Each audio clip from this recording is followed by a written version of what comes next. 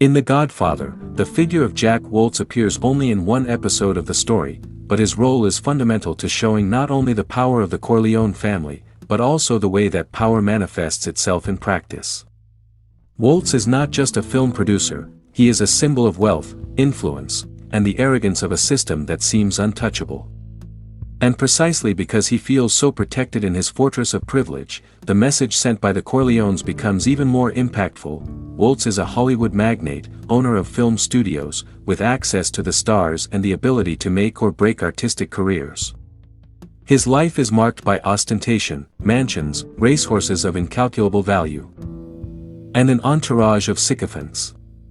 He believes himself to be an invulnerable man, protected both by his wealth and his position within American society. However, the film suggests, albeit subtly, that behind this image of power there is also a corrupt man, with morally questionable habits, who takes advantage of young aspiring actresses in exchange for promises of fame.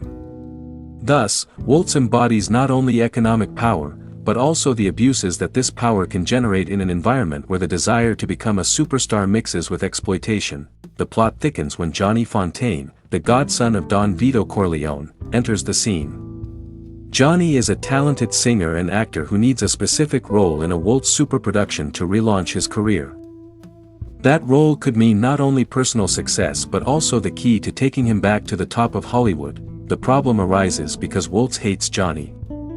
Their feud is not professional but personal.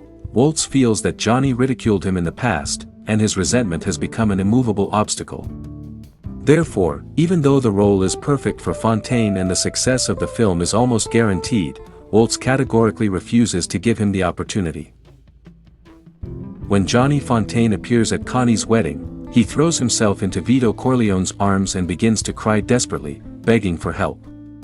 Johnny's emotion is almost childlike. He is lost, with his career in decline, rejected by Hollywood, and with no idea how to turn his life around.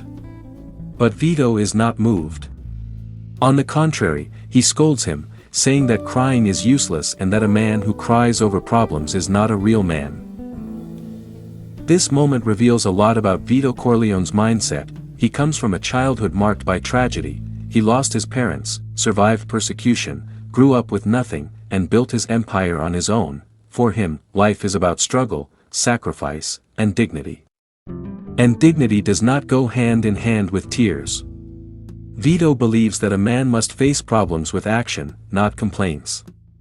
In other words, Johnny's tears do not evoke empathy in Vito but rather contempt. Vito represents the man who forged his destiny alone, with discipline and toughness. Johnny, on the other hand, is seen as weak, dependent, someone who needs godfatherly protection to continue.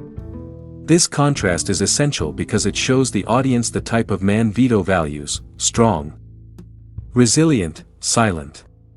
Crying in front of him is almost an offense to his worldview. The scene is not just about Johnny asking for help, it's about the standard of masculinity and strength that Vito demands from those around him.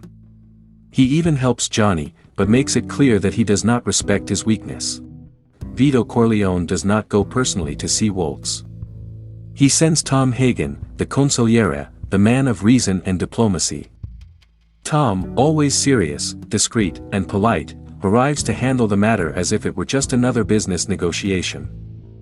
But Woltz, who does not immediately recognize who he is, treats him like an ordinary stranger, giving no importance to his presence. When he discovers that Hagen is a trusted man of the Corleones, his attitude changes. Woltz calls him back, inviting him to his mansion. Hagen presents himself politely, respectfully, without threats or impositions.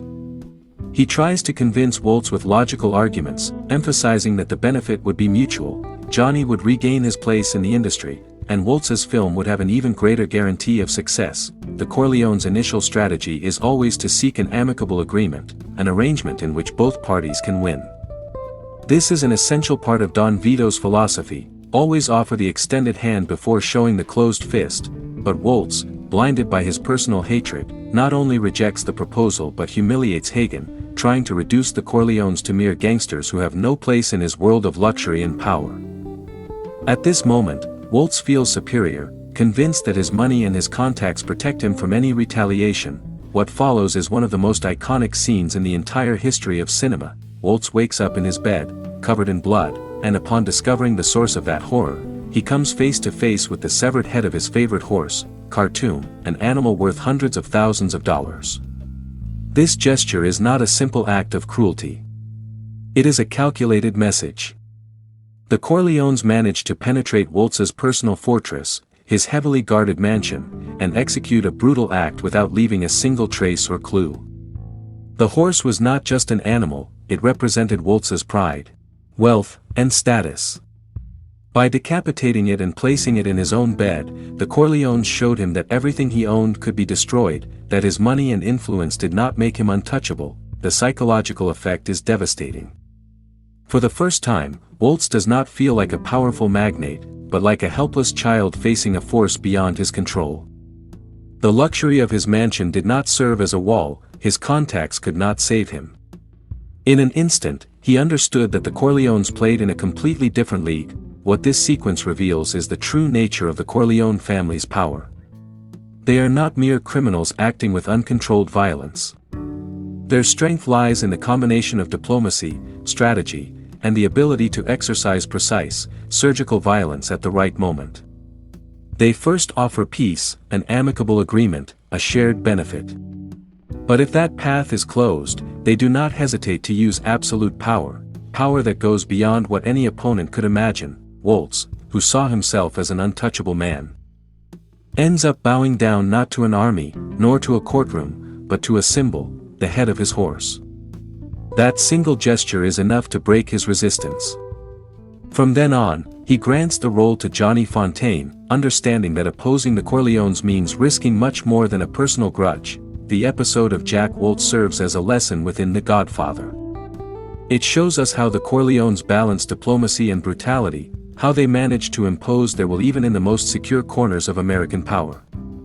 The story also makes it clear that no matter how much money or influence someone has, there is always a greater, invisible force capable of tearing down their walls, in Woltz's case.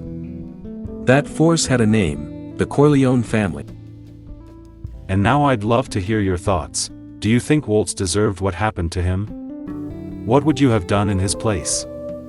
Let me know in the comments. I really want to read your perspective. If you enjoyed this analysis, subscribe to the channel, give the video a like, and share it with other film lovers so this conversation can keep growing. Your support helps me continue creating deep content about the works that shaped the history of cinema. Thank you for staying with me until the end, and remember, on this channel, there will always be room to see beyond the obvious. See you next time.